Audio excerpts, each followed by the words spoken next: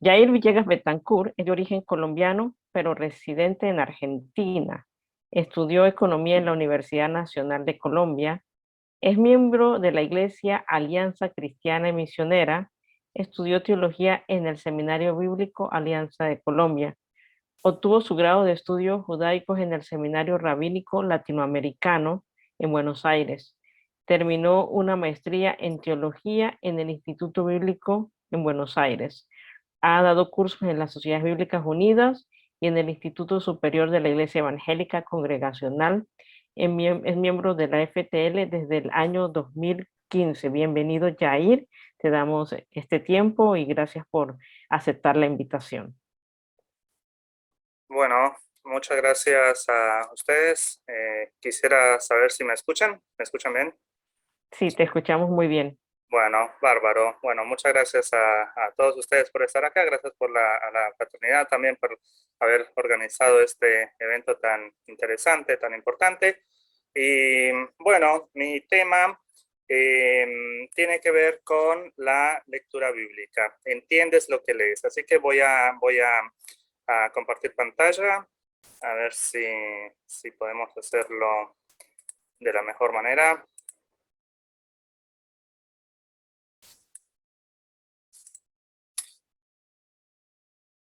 Bueno,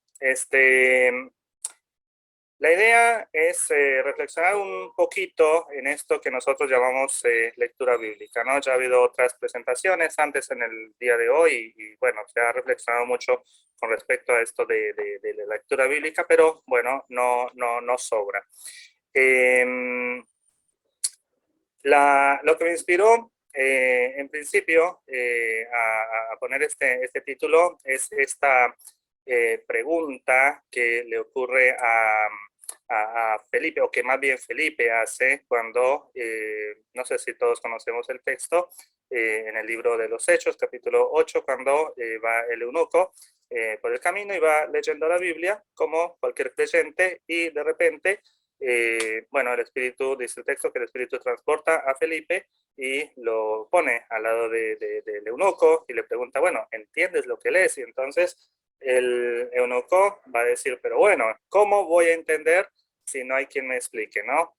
Es algo que me parece muy interesante, que haga esta pregunta, ¿no?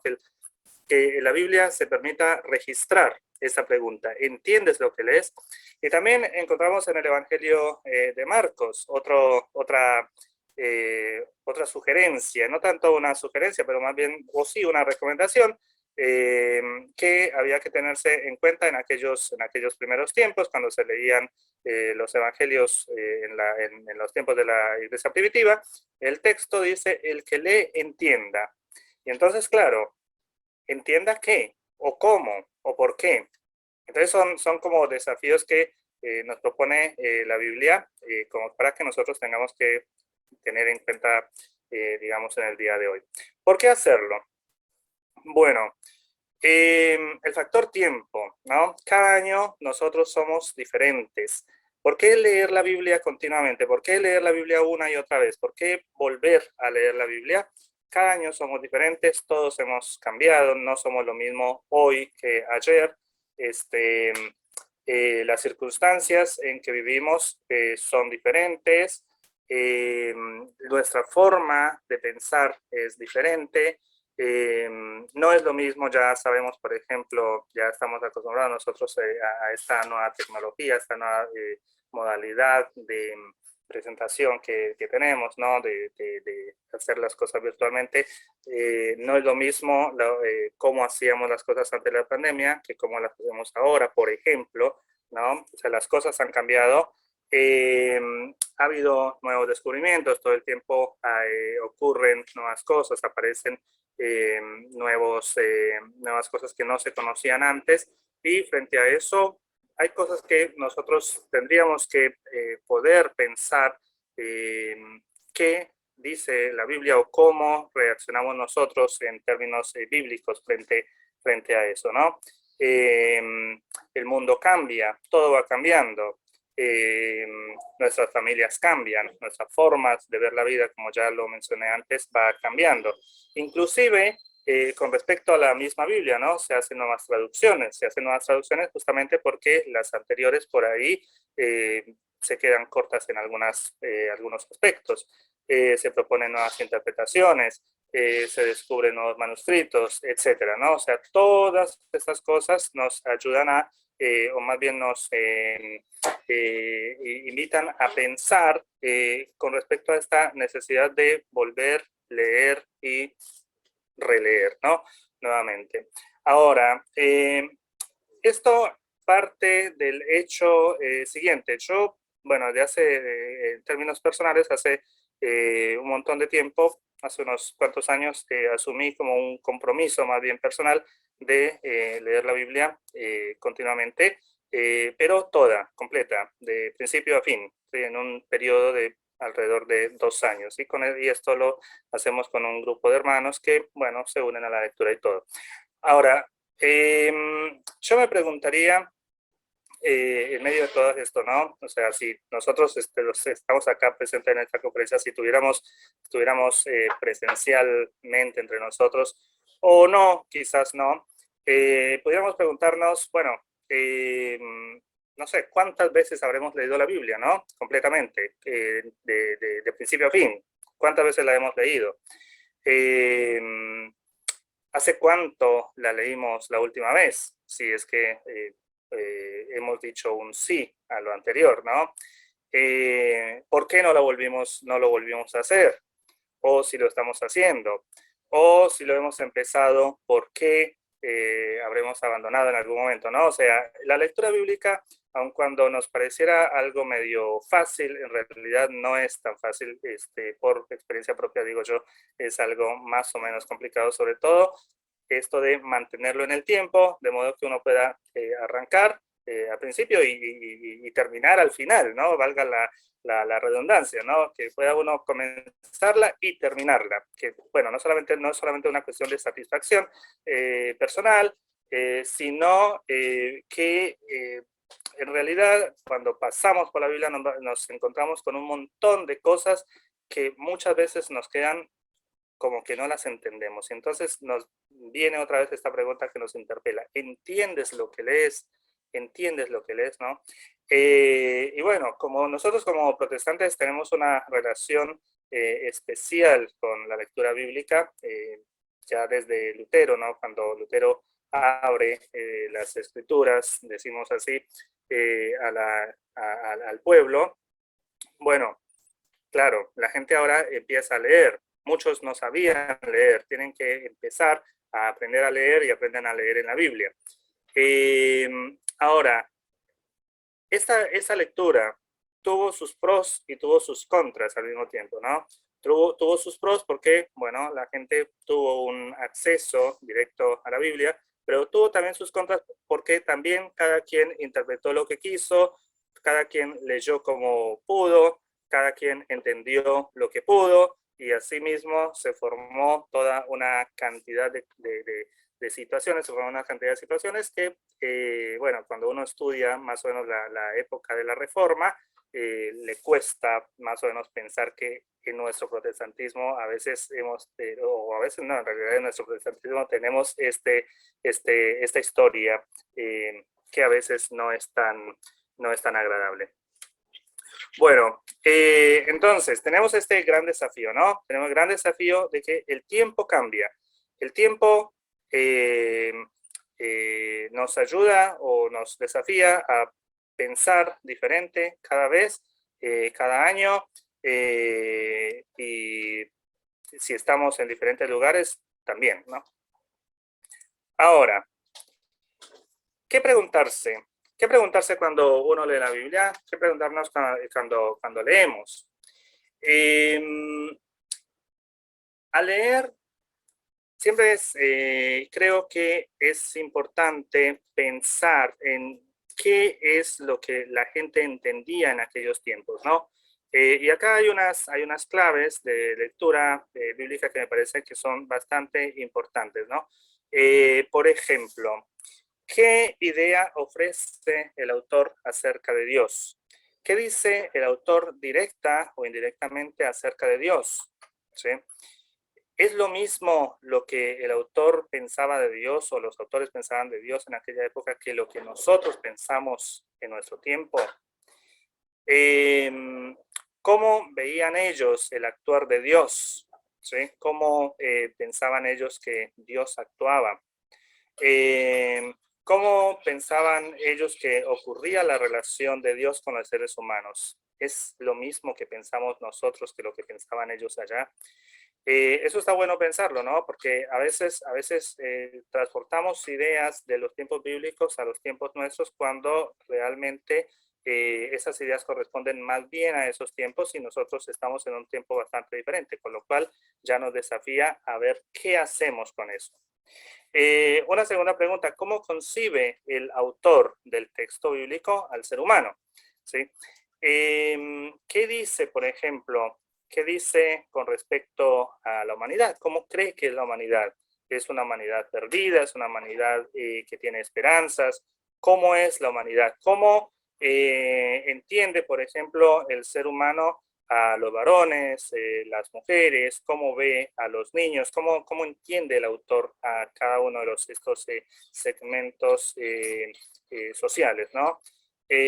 ¿Cuáles eran, por ejemplo, las preocupaciones y las expectativas de la gente? Cuando uno lee un texto bíblico, puede entender, por ejemplo, decir, bueno, hay cosas que le están preocupando acá al autor, hay cosas que le están preocupando a la gente. ¿Cuáles eran las preocupaciones de ellos allá? Porque también es importante tener en cuenta eso. ¿Cuáles son, si esas preocupaciones son las mismas nuestras? Porque si no son las mismas nuestras, entonces tendríamos que admitir que hay textos que no aplicarían para hoy, ¿no? ¿Qué tipo de sociedad le gusta al autor, por ejemplo, ¿no? ¿Cómo visualiza el autor una sociedad? Si es una sociedad estrictamente religiosa, una sociedad que le gusta desobedecer o una sociedad que tiene que estar aferrada a las leyes, etcétera. ¿Cómo concibe el autor al ser humano? ¿Cómo puede el ser humano relacionarse con Dios? No es lo mismo hablar de la relación de Dios con el ser humano, que correspondería, por ejemplo, a la primera pregunta, que la relación del ser humano con Dios. ¿Sí? Dios se relaciona con el ser humano de una manera, de acuerdo al texto y dependiendo del autor que estemos leyendo en la Biblia, y también el ser humano se relaciona con Dios de diferentes maneras, ¿no? Va a haber unos que elijan los sacrificios, por ejemplo, otros van a elegir las alabanzas, otros van a elegir, bueno, van a relacionar con Dios a través del prójimo, etcétera. Otra pregunta importante, por ejemplo, ¿qué dice el texto, qué dice más bien el autor acerca de Israel y las demás naciones? Eso también es importante porque muchas de las cosas que están escritas en la Biblia aplican únicamente al pueblo de Israel, ¿no? Y a veces nosotros nos encontramos con estas situaciones que a veces queremos poner también acá en la iglesia, queremos traerlas cuando en realidad no aplicarían para nosotros. ¿Cómo ve, por ejemplo, el autor la historia del pueblo? ¿Cómo ven los diferentes autores, tanto del Antiguo Testamento como del Nuevo Testamento, la historia del pueblo? ¿Cómo, por ejemplo, mira a los extranjeros? Esa es otra cosa bastante interesante. ¿Cómo el texto, cómo el autor, qué concepto tiene de los extranjeros, por ejemplo? Dos casos, digamos, diferentes, ¿no? El caso de Esdras o Nehemías, ¿sí? Que van a mirar a los extranjeros con bastante negativamente, versus, por ejemplo, el tercer Isaías, que va a ver a los extranjeros como que pueden entrar al templo y honrar a Dios también, ¿no? Tenemos dos posiciones diferentes ahí frente a los extranjeros. Entonces, todas estas cosas nos ayudan, por ejemplo, a pensar que los autores de la Biblia no todos pensaban lo mismo, ¿no? No todos creían de la misma manera, entonces no todos se acercaban a Dios o practicaban la religión de la misma manera. Otro elemento importante, por ejemplo, con respecto a esto de qué dice acerca de Israel, qué costumbres de Israel se pueden percibir, ¿no? En la medida en que uno va leyendo. También es importante eso porque a veces hay que pensar que esas costumbres aplican únicamente para aquellos tiempos y no para nosotros. Ahora, ¿cuál es una cuarta pregunta? ¿Cuáles son los conceptos con respecto a la creación? ¿Qué piensan los autores o qué piensa el autor que estemos leyendo con respecto, por ejemplo, a la ecología? Por supuesto que no se hablaba de ecología en ese momento como lo hablamos nosotros, pero sí había menciones, por ejemplo, referencias a la tierra, referencias a los animales, el cuidado de los animales, etcétera. Por ejemplo, ¿qué pensaba también del mundo inmaterial, si se quiere llamar así, de ángeles, demonios y todo eso? ¿Cuáles son las diferentes ideas, ¿no? Eso también está bueno considerarlo cuando leemos. Una quinta pregunta: ¿cuál es la idea de los autores con respecto al mundo venidero? Y esto está bueno también pensarlo porque hay libros de la Biblia que no hablan de eso, mientras que hay otros que sí. ¿Por qué? Porque no toda la Biblia fue escrita, como sabemos, al mismo tiempo, y no todos los autores tenían las mismas creencias, ¿no? No todos, no quedaba claro, por ejemplo, en algunas partes del Antiguo Testamento qué ocurría después de la muerte. ¿Sí? En otras partes del Antiguo Testamento, tiempos después, van a decir, bueno, hay una resurrección, ¿sí? Sí hay algo después. Después van a decir otros, bueno, también va a haber un juicio final, etcétera, ¿no? Entonces, esto está bueno también considerarlo.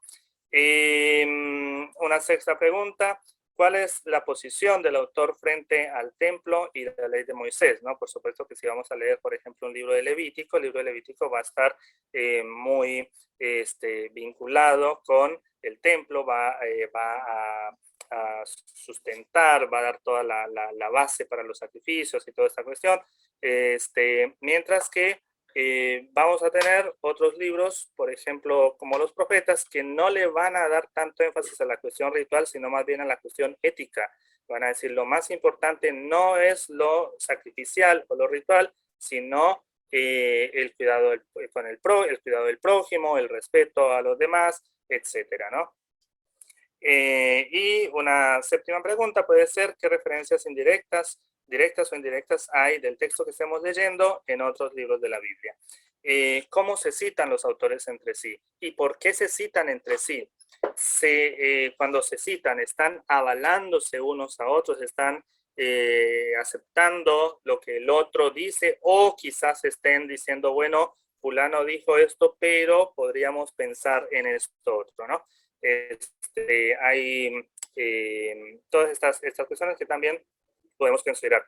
Ahora, en esto, por ejemplo, a veces encontramos unas citas bíblicas, que es a referencias o a textos que no conocemos, ¿no? O que por ahí no están en los textos que nosotros consideramos canónicos. Entonces, por ejemplo, en el Nuevo Testamento, a veces tenemos textos que citan a los deuterocanónicos, e incluso citan a los apócrifos, ¿no? Y a veces dicen como dicen las escrituras o etcétera, ¿no? Como está escrito, y resulta ser que en el Antiguo Testamento no está escrito en ninguna parte, pero porque ese texto proviene de otra parte. Entonces, eso también nos ayuda de alguna forma a abrir la mente como para decir, bueno, no se trata, cuando hacemos la lectura bíblica, no se trata solamente de conocer el texto canónico que nosotros tenemos como protestantes, sino que también tendremos que abrir nuestra mente y leer otros textos que, aun cuando no consideremos canónicos, también contribuyen a la comprensión de lo que es la cosmovisión de las personas en aquellos tiempos, ¿no? Y eso también me parece que es importante para efectivamente no solamente comprender la Biblia, sino para después nuestra práctica cristiana, ¿no? O sea, porque al fin y al cabo leemos la Biblia no Perdón, solamente... estimado, ya quedan 2 minutos. Bueno, gracias. No solamente leemos la Biblia por conocer, sino también para ver cómo aplicamos eso. Y entonces, ya para ir terminando, como nos sugirió acá Javier, ¿para qué leemos el texto bíblico? ¿Por qué lo leemos, no? Y definitivamente me parece que creo que hay dos aspectos importantes que nosotros tendríamos que tener en cuenta, y voy a pasar rápidamente la siguiente, a ver. Acá está. Leemos el texto bíblico por dos razones. Primero, para ser mejores seres humanos, ¿sí? Y segundo, para contribuir al mejoramiento de este mundo. Leemos el texto bíblico no para ser peores seres humanos, no para ser más irrespetuosos con los demás, no para ser más arrogantes, sino al contrario, leemos el texto bíblico para aprender de todas aquellas cosas que nos señalan los tiempos en la antigüedad, según los autores, y decir, bueno, estas cosas pueden hacerse o no, o estas cosas definitivamente están puestas allí, que aun cuando no haya ningún juicio de valor, cosas que están escritas allí para que no las hagamos, ¿no? Así que mi idea y mi recomendación para todos es, bueno, leamos la Biblia toda, completa, una y otra vez, y sobre todo disfrutemos la lectura de la Biblia, tanto que nos den ganas de leerla de vuelta, y tanto que otras personas puedan decir, che, está bueno leer la Biblia. Bueno, muchas gracias.